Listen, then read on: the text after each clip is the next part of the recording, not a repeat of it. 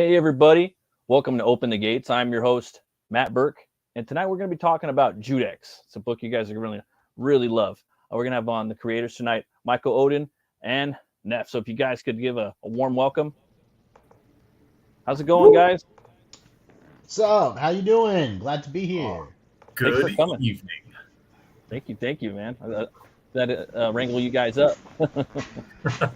How's the day going? How's the weather over there? Well, I don't really know where you guys are at. I'm over here in Los Angeles, so I'm in Virginia, and it was kind of rainy. Yeah, I'm Crazy. East Coast. Yep. my wife and kids are over in West Virginia right now, actually. Oh, nice. Visiting. Yeah, I had to drop them off at the airport yesterday. So that's interesting. So what brewski are you drinking tonight? Nothing special, just a little high life. Fair enough. Champagne little and bait. beers. Nothing crazy. Yeah, I wanted to go to the beer store, but I kind of ran out of time today. So These things happen. yeah. You make do with what you can. Yeah, man. So what inspired you guys to create Judex?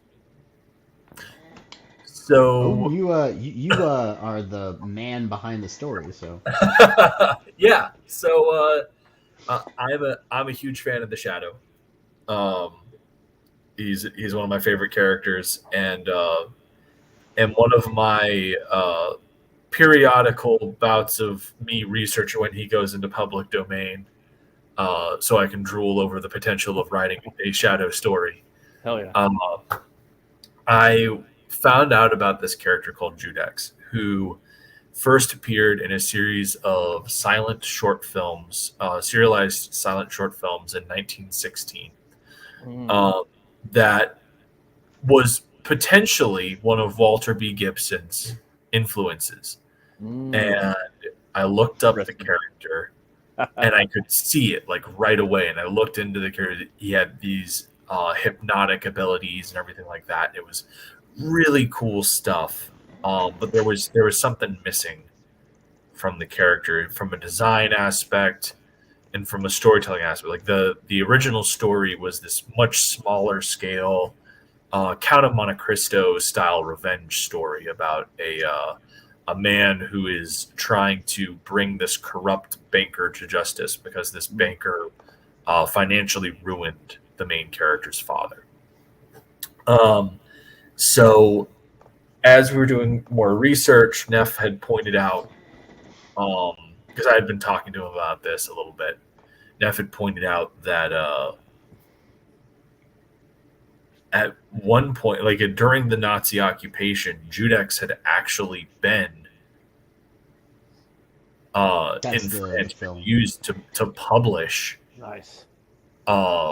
The Shadow stories. The French comic book company that was putting out the Shadow stories, they weren't calling it the Shadow, they were calling it Judex. And so it kind of created this meta narrative where I took this character and I made him this cultural defender of Paris during the 1940s occupation. Oh, nice.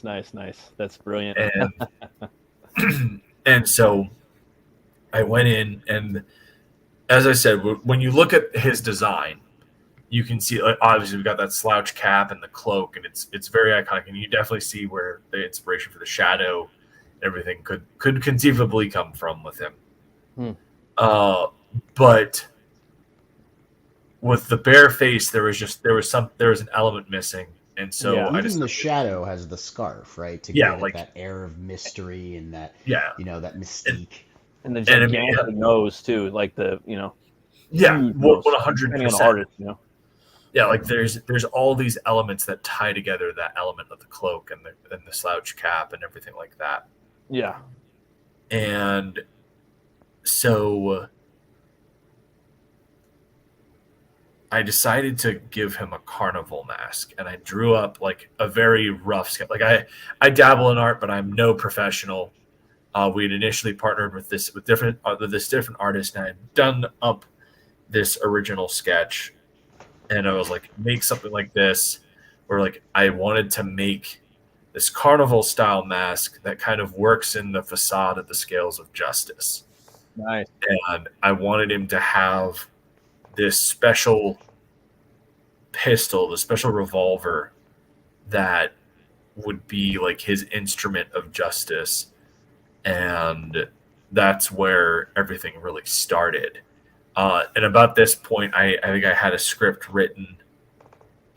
This original artist had stated that he would have preferred me to write it kind of somewhat in prose, and so I had shared it with Neff, and he was pretty damn impressed. We had worked together previously.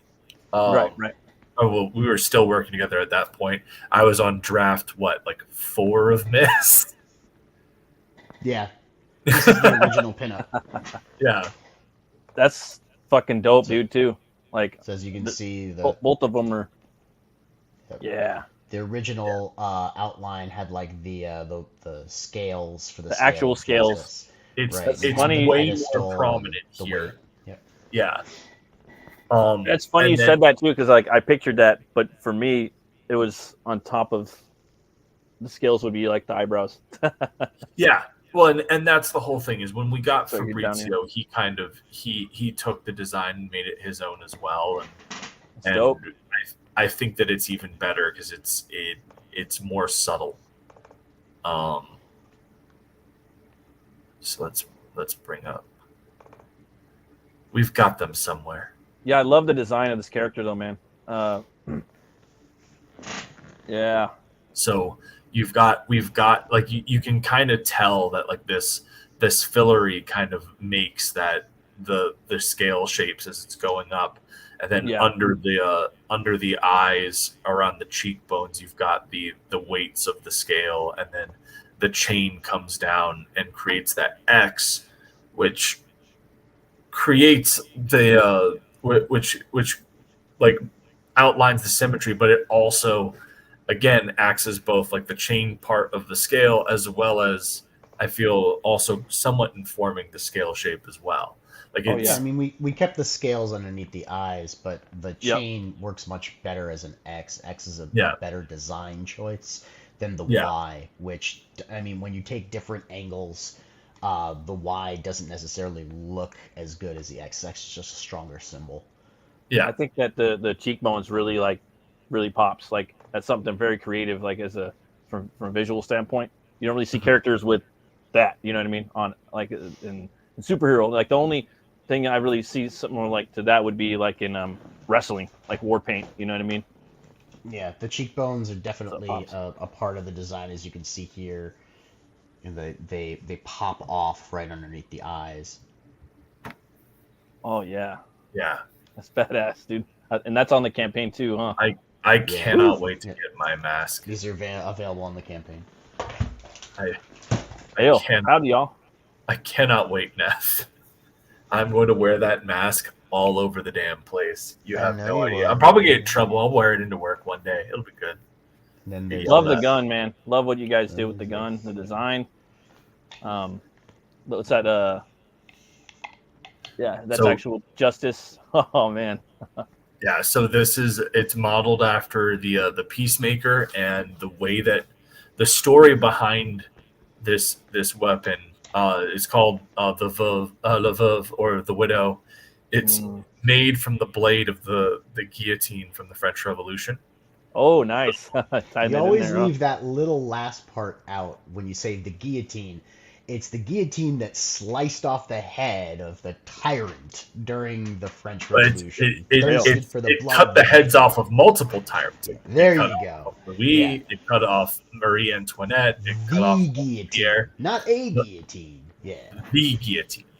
Love that, man. You're tying in all the French, history. I mean, or you can call it lore, in your world too as well. That's kind of my whole thing. I'm a huge stickler for historical authenticity, and French history and culture is something that I have a very big appreciation for. Me too. I have a Napoleon show that I do on I was about to say Tuesdays, but Aldous had to change it again, so we're on Mondays now. Oh, that's cool. Every few weeks, I'll get a message being like, "Hey, Jeremy's changed his show. We've got to change it. We've got to change Vive l'Empereur another day." I go, "Okay." Sounds like me. I do the same thing with Brian. We have the horror movie club, and I'm working a new job now. Can we do this? It happens.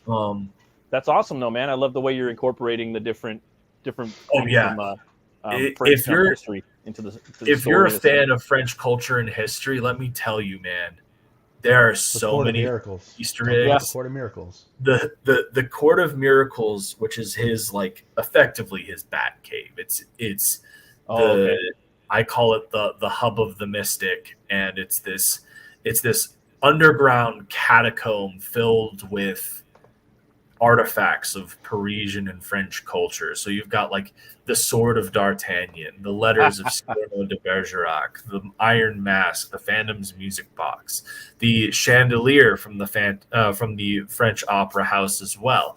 All of these things are just what's his throw rug? Oh, I don't know. We haven't. You should make it. And I heard you speaking of this on another stream. Should be the Beast. Oh. That would be fun. It'd be out of character, but it's a little. That'd be a little too. fantastical. Your books are a little more grounded. The Beast. Yep. Fantastical is not out of our wheelhouse at all. You want to see a page of the book that no one's seen yet? Hell, yeah. Which did Fabrizio just turn in another page and I just didn't see it? No, I'm going to show him part of the. Here, I'll show him. Yeah, I'm excited, man. I really love the pulp era. My grandpa got me into that stuff as a young kid. Corey Barton joins us in the chat, by the way, and he says, "I've had to watch this Napoleon show." Corey, you come in the last 2 minutes and we cut you off and leave. You're our curtain call, bruh. It's okay, Corey. I've had to watch it too. It's it's a trial. We all endure it at some point and sit in the chat. And, I'm sure you're ready for the movie, man. Adam from the Peanut Gallery. So this is a page really far towards the end of the book, and in it you can see him looking. You can see Judex looking at a tapestry. Oh, nice. And this is the Apocalypse Tapestry. Beautiful. And so the Apocalypse Tapestry is actually a real tapestry, part of French culture, obviously, which shows scenes from biblical and fantastic designs of angels and the end of the world and all of that. So we decided to stick it down there in the Court of Miracles as a way for Judex to kind of use his prophetic visions to see and interpret the signs of what's going on in these panels as France is on the cusp of annihilation. So, once again, it's just more French stuff that we put into the story. I'm a little French. I'm a little French myself. On both. I'm my grandma, Chamberlain. That's her last name. I'm Norman a little bit. There's even we used the Cassini map, and there's a map on the campaign page that we use to map out the stretch goals as we go on the journey around France. If you look at the bottom of the campaign page, and so the Cassini map kind of details. It's the first comprehensive map of France and Paris specifically. Oh, hell yeah. And so that's down in his catacombs also, and he uses that to just sort of look over the city of Paris and plan where he needs to go. So it's fun to have the opportunity to, when in need, throw something French in there to fill the void. And if he needs a thing, there's always this cool cultural element that I can turn to Odin and be like, hey, we need a this or that. What can we use? Right. And so we sit down and we start banging on the keyboard looking for some sort of French artifact to fill the void. So much, dude. It's weird because France has it's so rich. You know what I mean? Oh, even going back to the Franks, you could use all that, and the stuff. 100%. We definitely need to throw some Charlemagne relics in there at some point. Yeah, and you could literally just have the whole book. Obviously, he could venture out, but say you guys do 200 issues or something, you could have 200 issues in France. There's just so much It's so rich with so that's the thing, man. Is this character he's tied to Paris's cultural heartbeat. Like, he does not leave Paris. But like, we have some, like, we're setting up this story is like its own singular thing, but at the end we kind of set up an overarching storyline involving this antagonist, Ritter von Wotan, who is a German occult hunter and is a member of the Teutonic Order of Knights. Oh, okay. And like, he's looking for a specific relic that may or may not be in the Court of Miracles. And so he is being put on a direct trajectory to collide with Judex at some point. So, Odin, what are we looking at here? I know that's the Sword of D'Artagnan on the left. This is the one I was talking about. So, like, we've got the Sword of D'Artagnan here at the left. The second one are the love letters of Cyrano de Bergerac. That's the Iron Mask. That's the Phantom's music box. Right. And I love the narration on this page. Do you hear your city weep for you? It weeps from the fatal blow you have dealt it. But if Paris is to die from her wounds, it will be no meek diminuendo, but a final surge upon the stage, an inferno fitting the legacy she has brought upon the world. Do you hear it too, I wonder? I mean, I love that dialogue. It's so good. That's awesome, man. It's a blast. Like, it's a really fun read, I think. And Neff and I think I did a pretty solid job with the initial draft. Yeah. But when Neff and I came together and worked on this script became the best version of itself. Like, it's really freaking good. Yeah, Odin put together the whole story. So this policeman right here that you can see, this is Javert. He's joined. Is it the Wehrmacht? He's a Vichy police officer. So right. he's part of the French. He's part of the new French government under the Nazi occupation, and he's working alongside the Nazis. And so he's a turncoat, basically. He's turned in his own people, and he's now turned his back on France. So Judex shows up here, and he's got this coin, Le Marion. We'll talk about that in a second. It's kind of like his calling card, right? Oh, that's awesome. And he shows up to talk to Javert, and he hypnotizes the Nazis with the coin trick. And he says, "Worry not, Officer Javert. This trick is not meant for your mind. Remains your own for now. This performance is for them." And he says, "Though you must still pay the price of admission," which is Le Marion coin. And then he smokes all the Nazis because nice. he wants to have a moment alone with Javert to talk to him about what he's done. Because this story isn't just about Judex fighting Nazis in Paris. It's about how French culture is imperiled both by the actions of the Nazis and the inactions or the betrayals of her citizenry.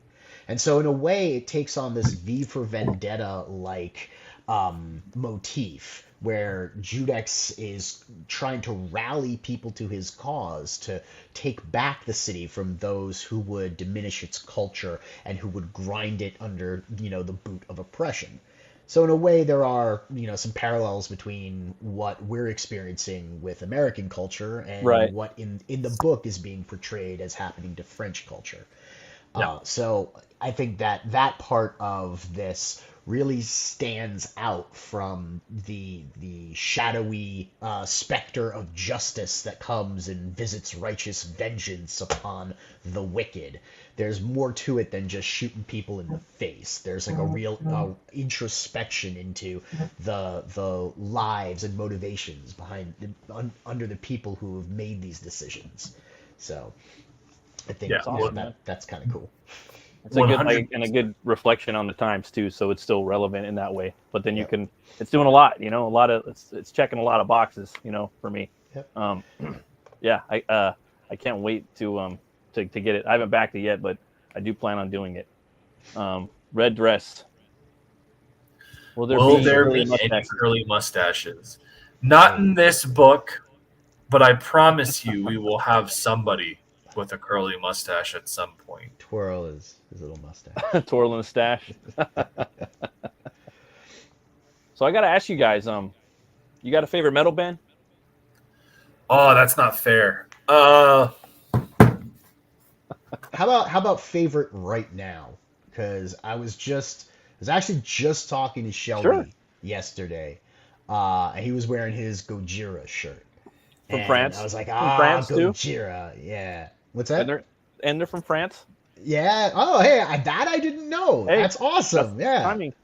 That ties in perfectly. So I started listening to some Gojira because I was talking to Shelby. He had me listen to the Live at Red Rocks concert. Oh shit, I haven't heard that. Man, that's incredible. Because I mean, I got on with dude. Yeah, I got on back with From Mars to Sirius. Which that's my favorite album. Like they blew up, dude. Favorite album. Global Warming. That song with all the guitars in Global Warming is so good. But man. So I got on then and like listening to Live from Red Rock was just a real throwback to a great performance from them. So for right now, I gotta say I'm gonna go with Gojira as my favorite metal band. Oh hell yeah, man, they're solid. What about you, Odin? All right, so it depends. So I'm gonna give you 3. I grew up like I had two older brothers when I was growing up, and they got me into Metallica super early. Yeah, so, Metallica is always going to be in that list. Me too, man. And Pantera. My sister did actually. We Came as Romans, specifically for their first album. Of course, because they're Romans. That's actually not how I found them. Their first album came out when I was in high school, and I was that dipshit kid that was like, "Oh, band T-shirts are really cool." And I went and I found one of their band T-shirts was freaking awesome, and so I got that. And that was the same way I found this other band, Fall of Troy, also fantastic. Oh, wow. They're more like alt metal. But like FCP Remix is probably one of my favorite jams. It's great. Hell yeah, man. I know Cataclysm put out a Romulus album too. I mean, there's a lot of historical, like there's a lot of bands that do history in metal. It just, they fucking go together. History is metal. Does Sabaton count as metal? Fuck yeah. I mean, from the songs I've heard, and for me, I'm a metal stan. I'm kind of a metal whore. So like, I just like all styles of metal for the most part, If we're gonna talk about metal that hits all the notes, I gotta put a second place finish right now to Sabaton because I love listening to the stories in the songs that they have. Remember that castle, the siege of that castle with Jenny at the gates, that whole thing that you did the paper on, Odin. Check it out. Everyone's telling me to check them out. What was that called? That battle? I don't remember. That was Battle for Castle Itter. That's it. Yeah, dude. The story behind that is absolutely bonkers. Dude, we're going to make that comic one day. We are. I'm definitely going to do that shit one day. And I would never have known about that. I never have known about that if it weren't for Sabaton. They really pick up on some great stories from World War II and from other conflicts around the world. They like spotlight them, and they're very inspiring. So definitely checking out Sabaton, right? Yep. I haven't checked them out yet. I've only heard like a couple of their songs, and I was like, ooh, I like this guy's vocals. He's got some power in there, and it sounds catchy at the same time. So right here you have a crossover with Black Terror. Yeah, so it's a really cool story. Of course, you got Black Terror down here, and you got Judex, and you've got, I think his name is Victor von Blood. Something like that. He is a Nazi necromancer. So he's a crazy scientist / occult necromancer. Oh, man. And he comes to France to resurrect this coven of sexy vampires, and I absolutely adore what Monica did with these vampires. Look at the eyelashes. They're so great. Good. Yeah, man, so fun. What was the name of the? It's Les Vampires, right? Les Vampires. Yeah. Les Vampires. Yeah, and that's actually what the guy who did Judex. I'm trying to pop What open one of the directors of Judex was also the person that directed Les Vampires, and there's this very iconic scene of this ballet dancer performing this number as a vampire bat that's in like cinematic history. And so I was like, you can make the vampires look like that as an homage. Yeah, we got like the weird bat costume and everything, and then she cut a booby hole because we wanted to update it a little bit, and she gave him a little bit more anime features and some really adorable eyelashes. So Monica did a great job, kind of like updating the design for the vampires. And so then it's just Judex meets Black Terror. They're trying to stop Victor von Blood, and they have to stop the vampires, and it's just a fun, based vampire. It's just a fun story. Vaughn wrote a great script.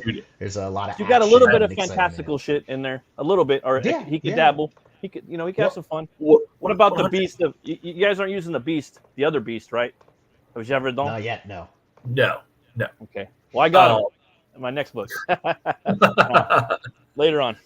I'm sure if we use him, he'll be different no matter what. Real quick, I've got to address Avale Music is making my day because they are literally like in my life, I have only met 2 or 3 other people that know who Fall of Troy is. And so the fact that he's like, it's like, oh man, Doppelganger is the shit and Phantom Horizon. I was like, I've heard of Fall of Troy before. Captain Finity, it's in 1941. Yes, it takes place a year after the following year of the Nazi occupation. We couldn't show you the first page of the comic because who's your artist? Because we can't. This is Fabrizio Ugolini is the main artist on the comic. We couldn't show you the first page of the comic because it opens up on a big Nazi flag hanging over the skyline of Paris. But it's a 1941. It's actually the second page right here. We still got the Nazi swastika in there. This is why we're shadow banned, I swear. This is it. This is what did us in.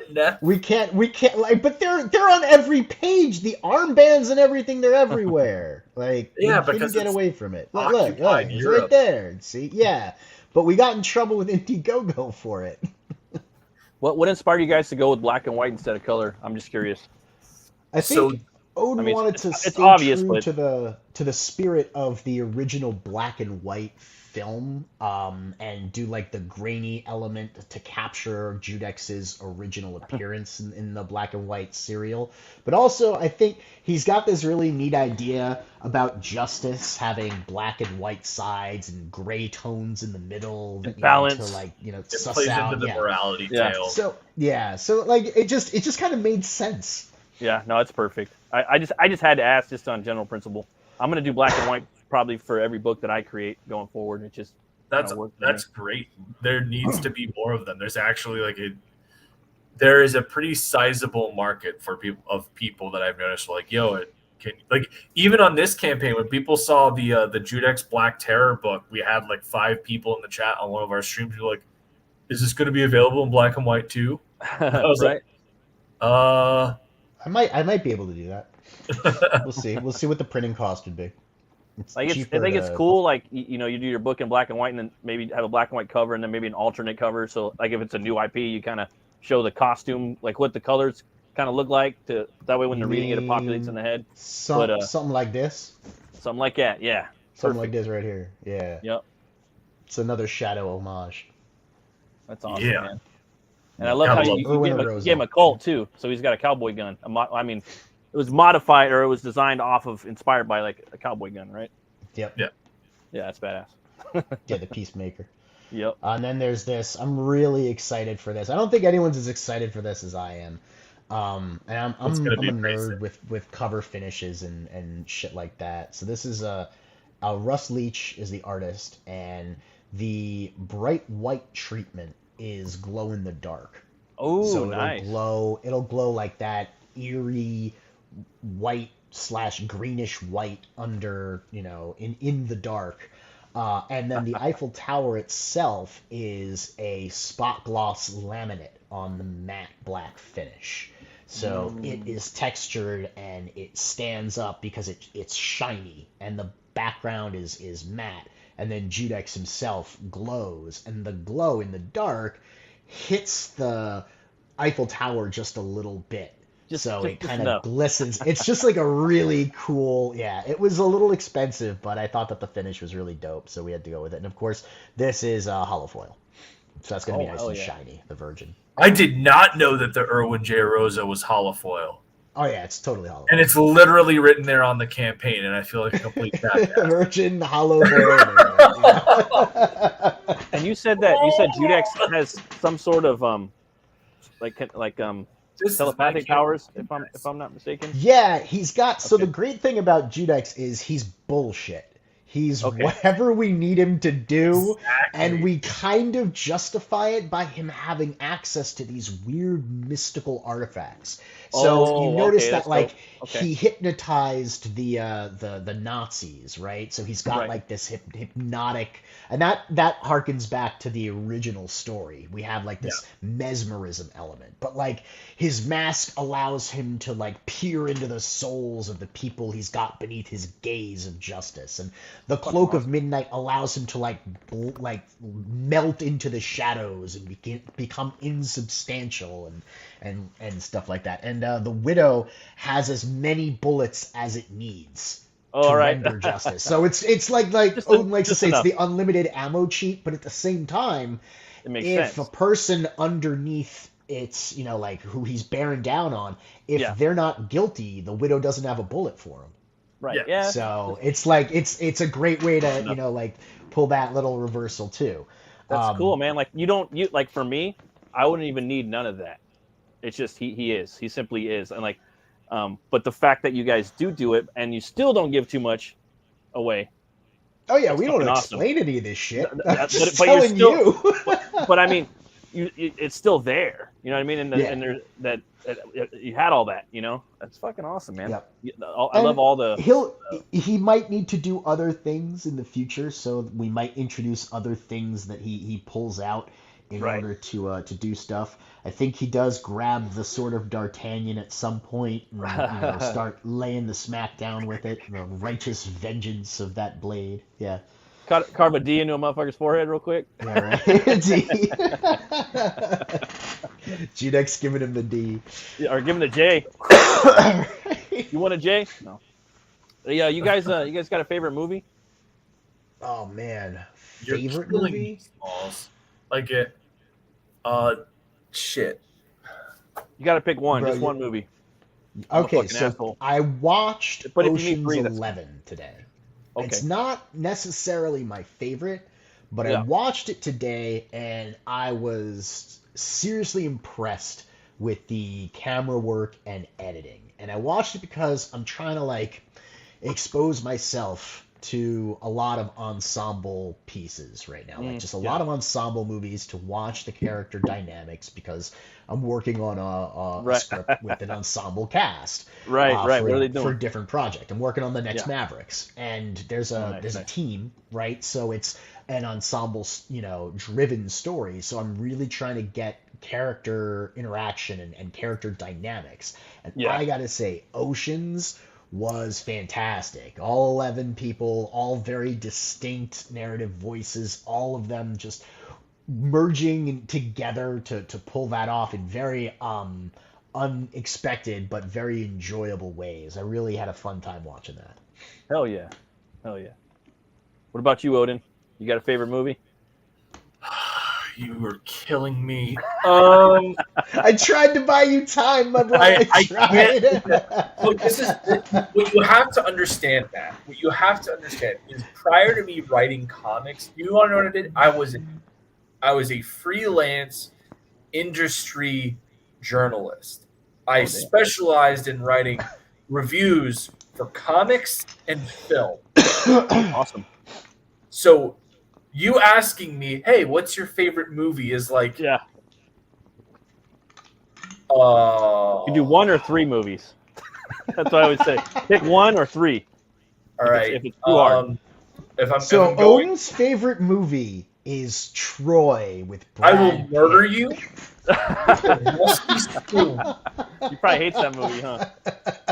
You have no idea. Yeah? Okay. I had a weird feeling. If you want a fun watch, Matt, go to the Red Valkyrie channel and find the Writing Pros episode with me and Michael Bancroft, where we first met. Oh, okay.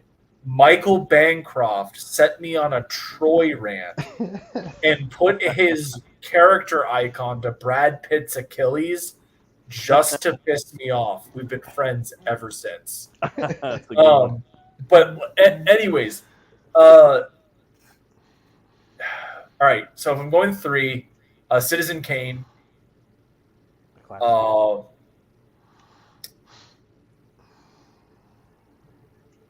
Lord of the Rings film trilogy. I count that as one film because it's an entire experience. What about the Hobbits? Oh wait, sorry, I don't want to turn into Bancroft. I actually thought that the first Hobbit was fine. The other 2, love the Hobbit movies. I don't care. I think that people complained about the first Hobbit movie because it wasn't Lord of the Rings, and I was like, well, fun fact: if you've read The Hobbit, it's nothing like Lord of the Rings. It's a completely different vibe. Written for a completely different audience as well. Right. And then the third one, 1994, The Shadow, Alec Baldwin. Love that one. Yeah, I got that one on. It's my guilty. It is a movie that I can watch over and over and over again. Honorable mention also goes to 13th Warrior with Antonio Banderas. Yes, dude, I just watched that again. So fucking good. Herger the Joyful is the most quotable movie character of all time. Fight me. One of the best Viking movies ever made, dude. If you ask a lot of people, they put that one and The Northman. Those are the 2 right now. I still haven't seen Northman, man. Most people hated it. I loved it. It's not a big sprawling epic Viking movie. I mean, they have a couple of things in there like that, but it's a revenge kind of movie. Skarsgård, right? It's Hamlet. It's Hamlet. It's the story of Amleth, which is what Hamlet's based on. Yep. Exactly. But less incoherent babbling from a depressed dude and more kill Viking shit. Exactly. A little bit of Conan the Barbarian thrown in. A little bit. Yeah. And I could that's why I loved it. Yeah. Herger the Joyful is probably one of my favorite characters of all time. I love listening to it. I love all of his quotes. He's great. Freaking and the I cannot lift this. Between them. Yep. Grow stronger. Yeah, that's awesome, man. Those are some badass movies, man. 13th Warrior. I had to watch that again. What's his name? Edwin had put out his Viking book, Raid of the White Leopard, and he reminded me to check that out again, and I had to revisit that. I was like, oh, this is a lot different than what I remember. It's probably one of the best Viking movies ever made. Yeah, we got Timothy Olsen, Warrior. Yeah, I love the Shadow. That was something I was going to say. When Alec Baldwin becomes the Shadow, he turns into William Baldwin. So that's the thing, man. His laugh in that movie, so good. Is probably my favorite Shadow laugh. It's fucking bone-chillingly good. Good, dude. And I will while I recognize that the Shadow has a lot of problems from a writing standpoint and everything, the opening sequence at the bridge is to this point best entrance of a hero in any movie I've ever seen. I love his eyes too. This little sparkle that they have, they're all black and then the little ding, little diamonds in his eyes. The way that they shoot that, the way they frame that up, yeah. Such a good movie. Did you know that the backgrounds are all hand painted? Really? I didn't know that. They filmed on location, and you can actually tell if you look really hard at the horizon lines because you can see the edges of the canvas, but they hand painted the 1930s New York streets and buildings and everything on canvas, and they were shooting on location with those in the background and digitally editing it. So while I got you guys here, we have that movie. During that time, were you guys all about those 90s pulp movies like The Phantom? The Phantom's a guilty pleasure of mine. I thought Billy Zane was great in it, and I thought that the fight between him and Kabai Sang at the end is really fun. Yeah. Rocketeer was great. Dick Tracy is corny, but I love it. Dick Tracy is fucking badass. Love that one. Like, they're all good. They're all fucking good, and they're made during the 90s. So they didn't really hold back in a lot of ways. They had more balls because it was the 90s. It was go big or go home. You know. And Zorro, I said, with Anthony Hopkins. I thought Anthony Hopkins was Mask of Zorro. Oh my god, that movie's dope. Is phenomenal, and it's on a whole other level. Like it blows my mind because you go back and you read like the reviews and and see the box office return. Fuck out of here! And you go, what was wrong with people? Yeah, this movie is so good. Like, what kind of crack? I mean, seriously, it was awesome. Not the crack pack kind of crack, because then you'd be going and watching that movie. I mean, but that's the thing. Like seconds, you know. Successful does not mean wealthy, right? And wealthy does not mean good. So like we have to understand the distinction, like what makes money versus what succeeds versus what is actually good. And good, sadly, is often ahead of its time or not appreciated at the time of its release, so it doesn't make that money and it might not even be successful. Bow, indeed. I like Demon Knight too. That was fun. Did you guys know that From Dusk Till Dawn was going to be part of the Tales from the Crypt?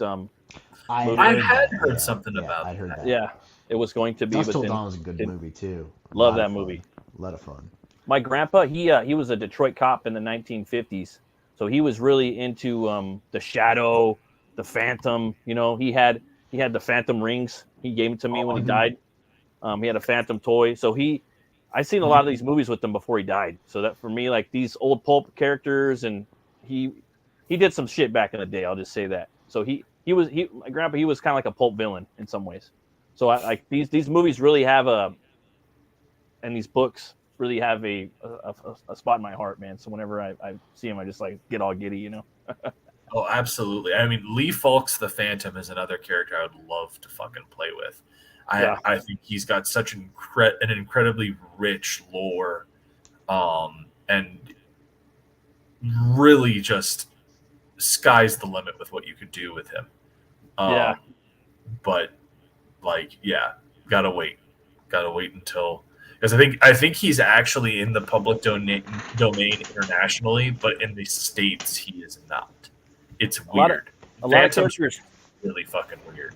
A lot of people are like talking about, you know, Conan's coming around the mountain, Batman, Superman's coming around the mountain, and I was thinking, you know, I don't fucking know, man. They're so like, you know, but it's like, it would be kind of cool. We you know, our life, like our time on this earth is pretty short. It would be kind of cool to write one of these badass characters that we like, maybe taking a crack at one of them. You know what I mean? The only big trick with it is just because they're public domain doesn't mean, like, for instance, like the Shadow. The unfortunate thing with the Shadow is, okay, he technically goes into public domain 2027, right? Okay. You want to know what doesn't? You want to know what you still don't get? You don't get the red scarf, and you don't get any of his expressions. And I don't know if you get the name either. That might remain under copyright too. Yeah, depending upon who published last. The character, but the trademark next to the name The Shadow might not expire because of the last book that was released that had him in it. Yeah. We don't know. Who do you guys think would play a good Shadow? Make a movie today. I already know who I want and who I cast. It's not one actor. You do two, and okay.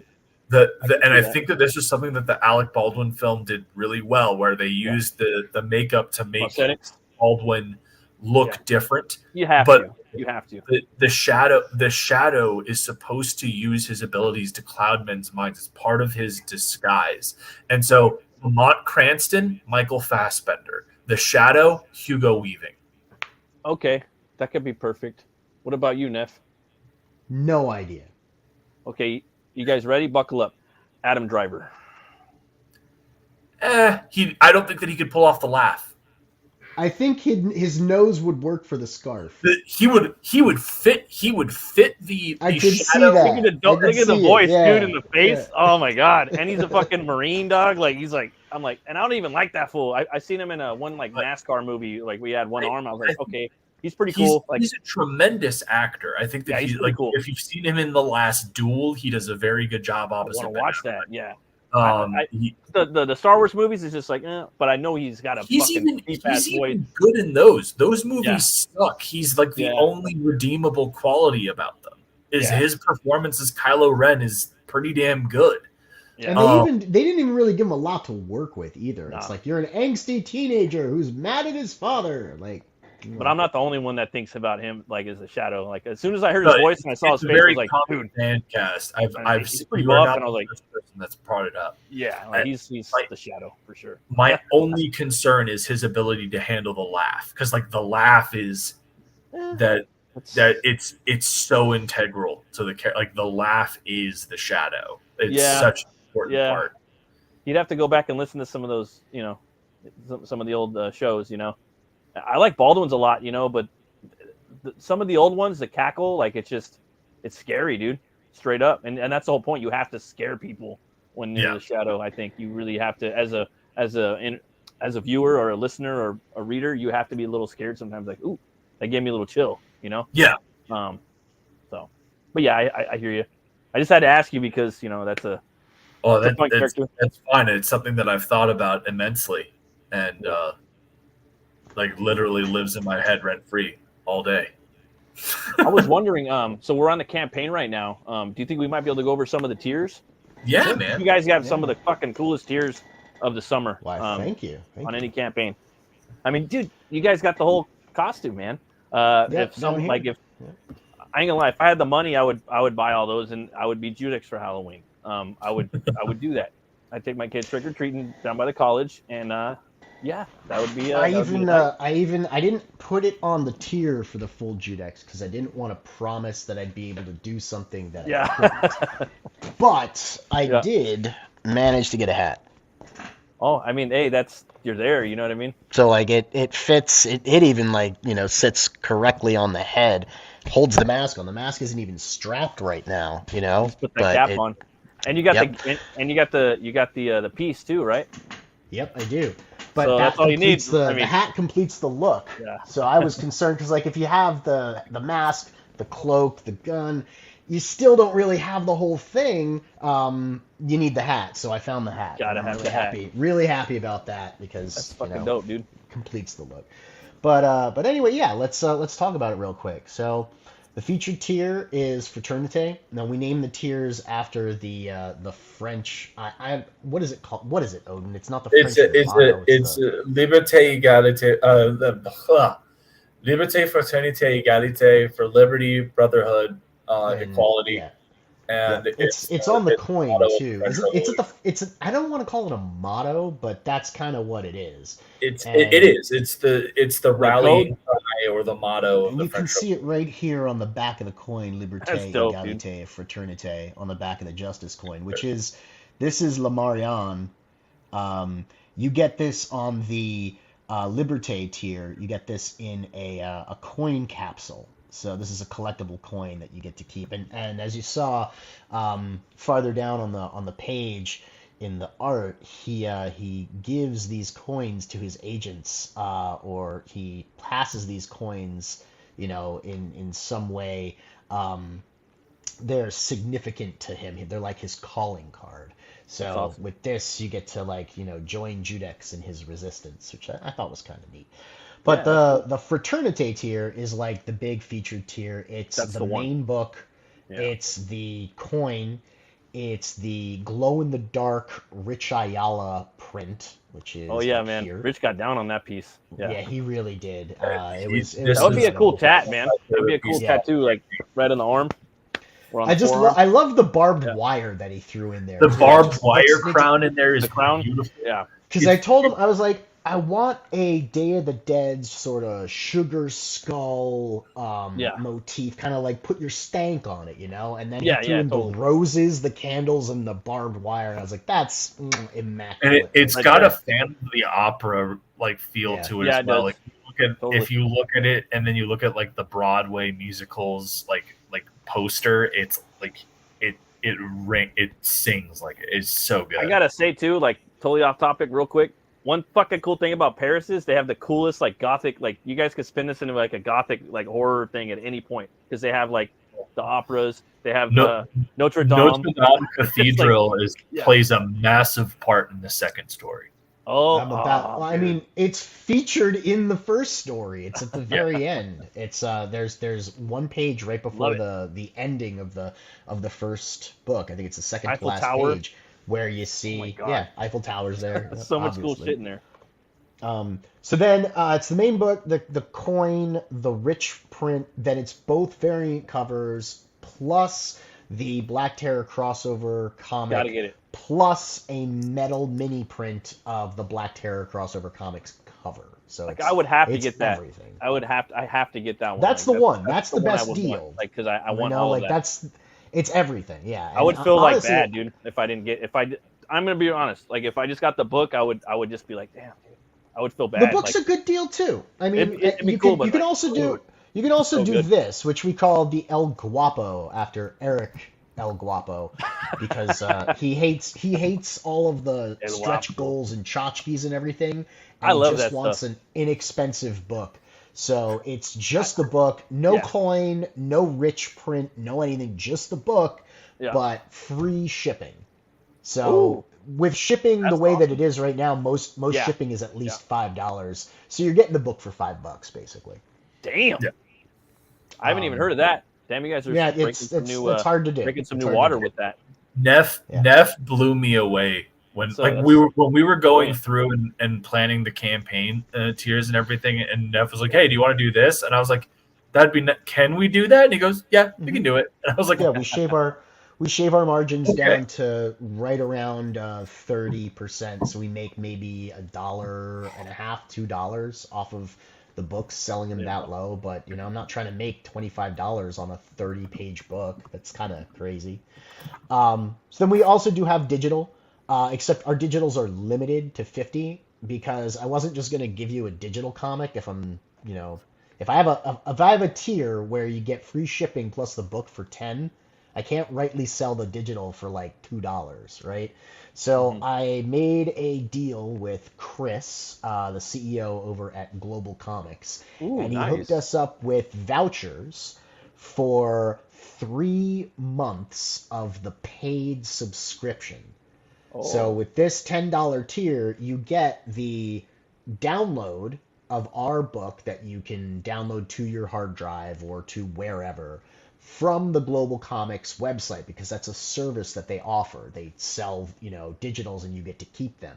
But you also get 3 months of the website access at the paid level, so you can read 2,700 books or 27,000 books or something that they got on there. Wow. They've got contracts with Valiant. They got contracts with AWA, Source Point. I mean, they got a shitload of books on there. Yeah, Humanoids, Heavy Metal, Mad Cave. I just pulled a couple of the names off of their registry there. So you can just read 37,000 books with this $10 tier if you want to read all those books in 3 months, which I think you can do, because digital comics are easy to read. But you also get to keep our digital download.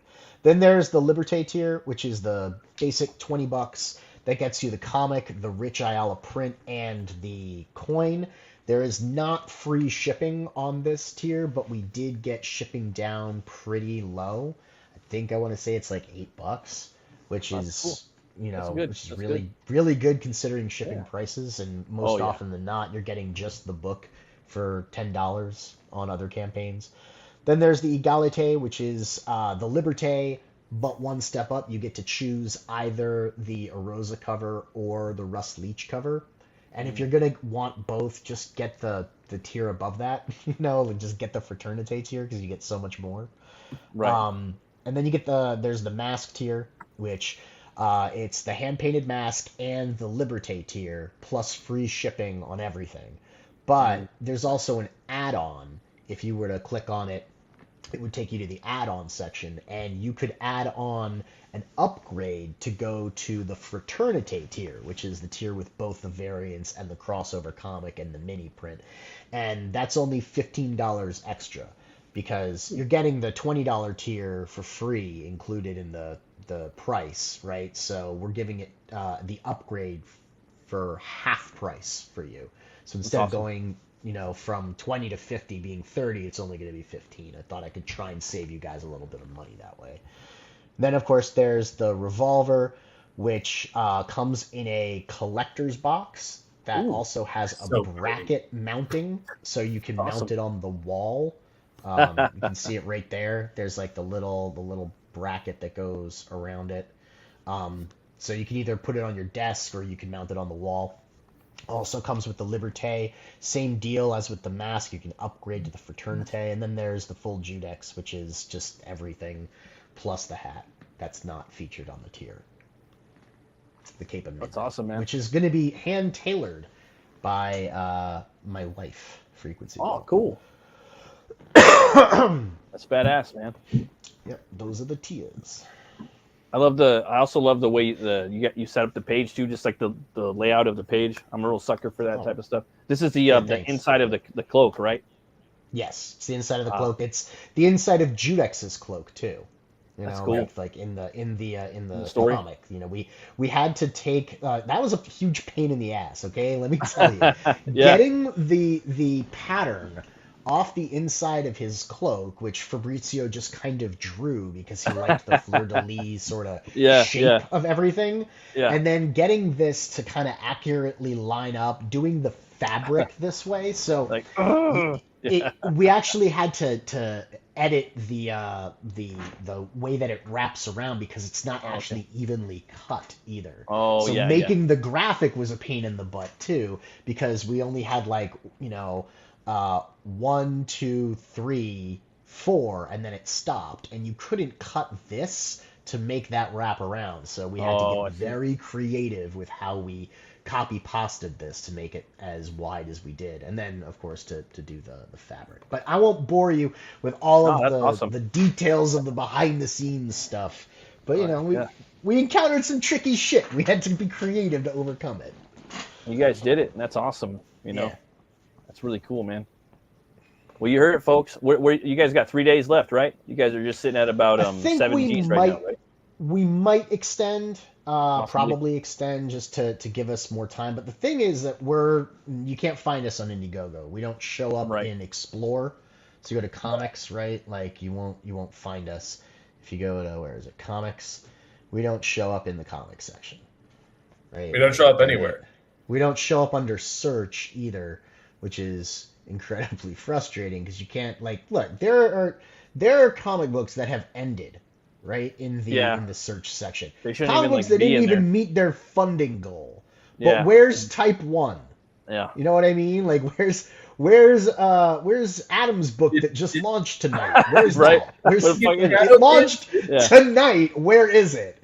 No hate towards Narwhal. I love the guy. This sitting here though. That's good. But where's all of the other comics that we're talking about? Where are they? Are you guys going to do that Fund My Comic thing? I'm not sure yet. We don't have a Fund My Comic account. Judex. Let's see. Nothing shows up, right? Nothing. No. We get Jupiter. That's the closest thing because there's a J in it. Oh my god. I got this. I got this comic. It looks good. It looks really good. But yeah, so it's frustrating because we have no discoverability on the Indiegogo website, which is just kind of a shame. We've been nothing but good to Indiegogo, and they're not helping us get any backers. Everything that we're getting on that website is people that we're bringing there. Yes. And Indiegogo's just taking a cut of the money. And it's like, what is the service that I'm paying for? Why am I giving you a cut of my cash? You're Right. not doing anything. So Kickstarter, on the other hand, is I guess a lot better in a lot of ways because of their algorithm. So we might try Kickstarter. We have actually like a plan of like different stuff to offer there, like different covers. Different covers. But different. We have different covers. We were even thinking about doing like a different crossover story. Whoa. There's also let me show you. That sounds this. awesome, dude. Let me show you. And the thing with Kickstarter, some people put books up there, dude, and they could, they'll pull in like $5,000. You know what I mean? Just by proxy backers and bycatch backers. My buddy Brian done that. Like, I just throw it up on Kickstarter. In like $5,000. But yeah, Fund My Comics, another one. That's the one I'm gonna go on next. I'm gonna put out a book in about a year. I hear a lot of people are having. Is it gonna be Butch Cleaver or is it gonna be something else? No, I'm doing Hell War next. It's a Viking bounty hunter book. That's a cool name, Hell War. And then me and Brian are doing a book called The Puritanian. It's kind of. I saw that, and very Solomon Kane-esque. Yeah, that's Brian's favorite character, but he's not going to be like Solomon Kane. but it is very Kane-esque for sure, in some ways. Obviously, I mean, from a design standpoint, purely. Obviously, I haven't read the character yet, but from a design standpoint, I got a lot of Solomon Kane from that. Hell yeah. I'm gonna upload something real quick so I can show you the thing that came in yesterday, just kind of as a little teaser, real quick. So vamp for me, Odin, while I do this. Do you like Solomon Kane, Odin? You like Solomon Kane at all? I do like Solomon Kane. Yeah, I'm not as big on him as I am on the Shadow or the Phantom, but I've read a whole bunch of Solomon Kane books. He's good. Enjoy him. I'll say this character is with Puritanian. He's Brian's writing it, but he's a character I designed about 10 years ago, and I kind of did a re-up on him. I wanted to switch a couple things up on the costume and the weaponry, but his personality is a lot different.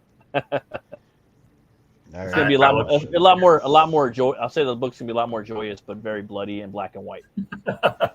All right, here you go. Check this out. Nice. So these are the internal workings of the gun and stuff. You can see. Nice. Odin hasn't seen this yet. Oh shit! Really? Oh my god! Is that the action figure? That's the action figure. Oh, jeez. That's the 3D render of the action figure. We had to make sure his legs were long enough because the last iteration that we had of it, the legs weren't long enough. So his waist is actually going to be attaching up under here, and we're looking at making the coat out of a slightly different ABS that's a little more flexible, so we might actually get like a little bit of a bend to it. We'll see. Oh, that's cool, man. Eric and I are going to be printing some stuff this weekend, but I just wanted to show you that, upload that, and just wanted to show you cool details because Odin hadn't even seen it yet. This just came in yesterday. I'm so happy. That's so cool. A cool way to end or start the Friday off seeing that. You didn't have no idea about that, huh? Yeah, he was. No, I wanted to get like a test print and surprise him, but I thought I'd share it because here on are fun to share with friends. Share here on Open the Gates, man. That's fucking awesome. Yeah. Thanks for sharing that on the show, man. I gotta know, you guys got a favorite beer or you guys drink it all? Yeah, I do. Devil's Backbone Vienna Lager. Ooh, nice. Okay, and that's from Vienna or? It's a Virginia brew and it's a Vienna style lager. Oh, nice. Hell yeah. And it made me think of the Guillermo movie I got over on the shelf in the garage. What about you, Neff? I like a lot of different beers. I could be a snob and drink like a Stella, be like an arty fucker. I could drink Modelo because I like Modelo a lot. I like Modelo Especial. Every time we go out to the restaurants and stuff in the summertime, I see Lane & Kugel's Summer Shandy, and I've never tried it, and I've always wanted to because it's got just like the goofiest name. Right, it's gotta be good. There is a bourbon barrel Allagash. Oh, I've seen that. Remember the name of who makes it, but it's like almost 20%. It's like 15% to Per bottle. 20%. It's like It's like hits $20 like bottle, right? because it's straight up bourbon barrel beer. Yeah. And Dude. it's like it's pretty serious. I really like that. I had I had it in Boston the last time we went up there. That's awesome, man. Hell yeah. Well, shit, guys, thanks for coming by.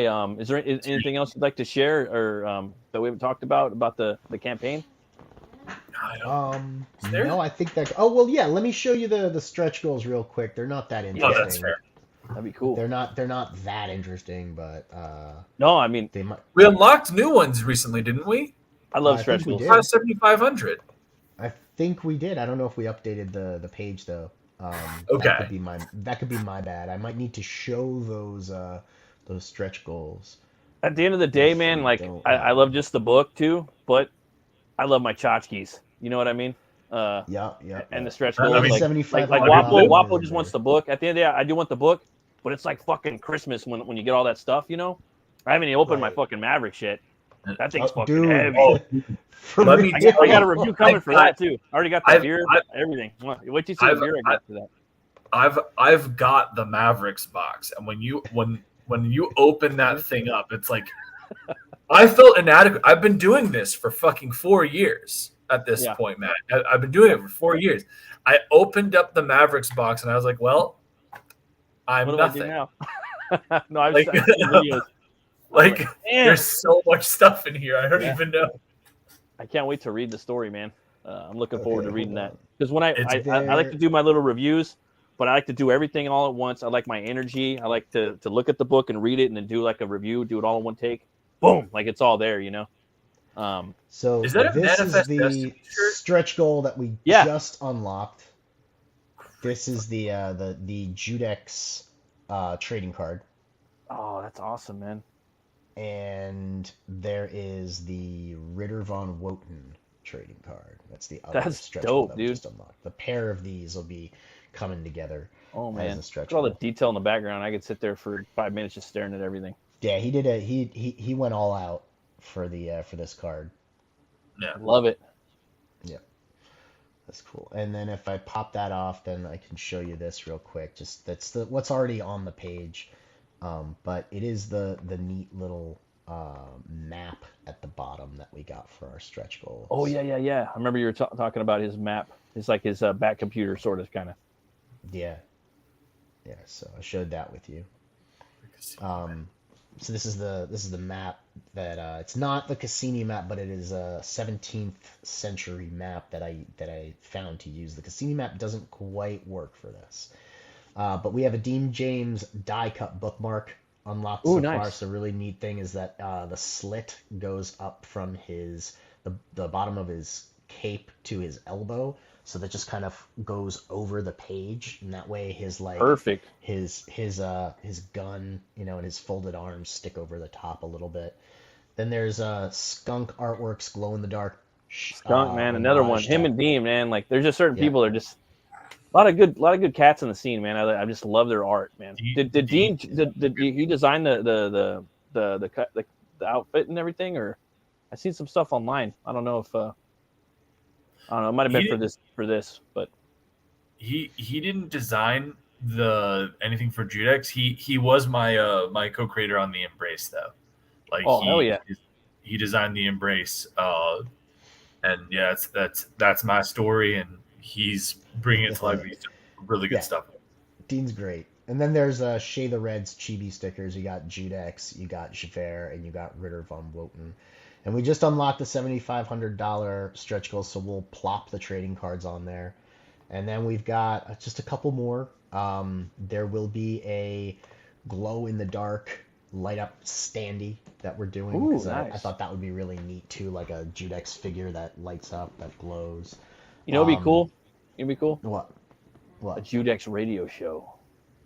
Ooh, that would be cool. I don't think I could do that as an audio track. You're gonna have to record it though. Neff. Well, it's funny that you mentioned that part because we do have someone that's both the voice. Actually, both you guys are gonna have to do it. and then maybe Judex crashed our launch stream. He was very there is really? a Judex. there is a Oh, really? Judex animatronic rig set up, kind of like like the VTube software, like what Buddy uses as the dinosaur, what Piper uses. So we designed one of those, and there is a intro that we were working on, a teaser intro, and it's, I'd say, halfway done because I have the beginning set up, and all we need now is like the Judex inflections and the voice lines to go over that in the background, and then we'll have that all made. So there is like a Judex radio kind of thing that happens. That's cool, man. But yeah, it'll be neat. That's awesome. It'll be more polite in that recording. No, man, I love it. I love it when he goes after you. It's great. He got all of us bad when we were leaving. He was just like bankrupt. Just like, does anyone else want to add anything? Judex, like, I believe all of you would benefit greatly from masks. From masks. Oh, that's fucked up. I was just like, you dick. He's French. What do you want? Fair enough. They're rude. What about Brotherhood of the Wolf? You guys seen that one? I have, man. That's a fun movie. I got that one. You're like listing off some of the callback films from way back when, man. These are 20-year-old films. Yeah. If I were ever to do a live action Judex, and Neff knows this because I told him this. Yep. Vincent Cassell is who I picture playing Judex. You know what? That was funny. I was gonna wait till the next time you guys came on for Judex too, God willing. But I was gonna ask you that, like, who would play, who played Judex? Vincent Cassell. Like that is that's like the top of my list. Like Beast. Yeah. Well, he's got such a distinct voice, and I think that he really would crush the like how his voice goes, like the do you hear it too, I wonder, and his inflection and his accent and everything. It would be perfect. I think he'd do a great job. Yeah, he's good. He's tall and he was great as the Beast. Loved him in Eastern Promises, Black Swan, Brotherhood of the Wolf. He's fucking metal in there. I always do that though now. Like whenever I design a character, I try to cast an actor in there, and then I use that actor for reference when I'm drawing the character. Makes it a little easier on me, Oh yeah. And I can hear the voice. It's also great if you can the lines. Yeah, exactly. If you can find a character that they play that really kind of has the character you're designing in them, you can pull out that narrative voice. It really is helpful. Yep. Just line it up. Hell yeah, guys! This was an awesome stream. Thanks for coming on. I'd say one of my favorites. I had a great time with you guys. Appreciate it. It was our pleasure to be here, man. Thanks so much. Hell yeah. Neff, where can people find you? You can find me on Twitter at The Global Freak. That's FREQ, like frequency. Or you can find us on our YouTube channel, which is Global Frequency Studios on YouTube. Hell yeah. Those are the two spots to find us. And Odin, or our website. You can check out Mavericks.com. That's the website for Mavericks. Can people still pick up Mavericks right now from there?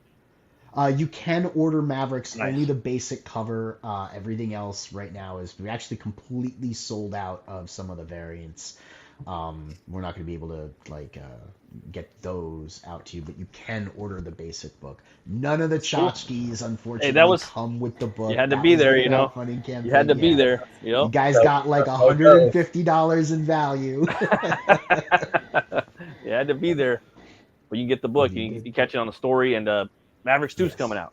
You guys are working on Mavericks 2? We have Mavericks Operation Vesuvius, which is the if you haven't read the book yet, right? Nope, I have not. So I can't spoil it for you, but there thank you.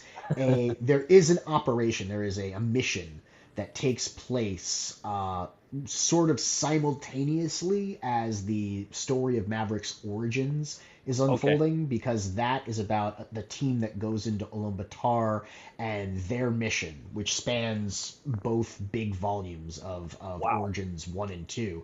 But that's like a big fight. There is another mission that takes place kind of in between or simultaneously as to what that's going on, and that's what we're doing next. That's Operation Vesuvius, and that one's going to be drawn by Hector Trunick, who's currently doing the Astrobots run at Whatnot for Simon Furman. dude. Hell yeah! So, Let me tell you, man. Art's gonna be dope. I've been getting to see some of Hector's stuff. Nev will send me it for something. I'm like, dude, that's fucking incredible. Yeah, He just sent me the mosaic, the 3-cover mosaic today. It's like, God. Yeah. How is it? Nev will talk offline, I'm sure. And Odin, where can people find you at? You can find me on Twitter at ElysianFields_0, Facebook at 9 Realms Publishing, and on YouTube, you can find my 9 Realms Publishing YouTube channel where I generally do boring history shows that nobody watches. So I love that stuff. And you got the Embrace 2 coming out probably within this year. We have the mailing list up. Yep. I'm starting to build stuff for the campaign here. Nice. Dean is finishing up Lightbringer, and then he'll be getting to work on the actual Embrace 2 artwork, and then so hell yeah. And then both you guys got the Field coming out. That sounds like an interesting book. A little breadcrumbs. I've seen some work out there by Preston, one of his best pieces. I'm excited. I gotta say, I'm super thrilled for what Preston did. We have another variant cover. I don't know if we've shown it off. I don't think we've done that offline. I think that we kept that one secret for now, but we'll show you backstage just because friends, right? Yeah. But yeah, the Field is very exciting. Hopefully we'll be able to launch that soon. I don't know if we're gonna get to it in November. We'll see. I don't know if the schedules are gonna line up. I really want to fulfill Judex. That's my I don't know if it's gauche or not gauche to have a campaign that is closed, right? But hasn't fulfilled while you're running another campaign. I'm still not sure if people are going to dig that, so we might have to sit on our hands launching the Field until Judex is fully fulfilled. And all of that. I'm not sure. And I think that might even be the best way to go about it too, because it's like we're trying to get Judex fulfilled and everything. We're trying to get and there's more to that than just getting the main book done, because we still have the crossover that needs to get done. There's a lot of moving pieces. So 4th of July, dog. That's what I say. I know it's a ways out, but that'd be a good day. I'm not opposed. He's like, we'll figure that. We'll figure that out, Matt. No, I'm just saying. Yeah. On that note. On that note. Right. Well, thanks for coming by, guys. I really do appreciate it. It was a great show, and thanks for everybody showing up in the chat. A lot of involvement. I love you guys, and we'll see you next time. And always remember to be bold, be brave, and roll the bones to know your role. Bye, guys.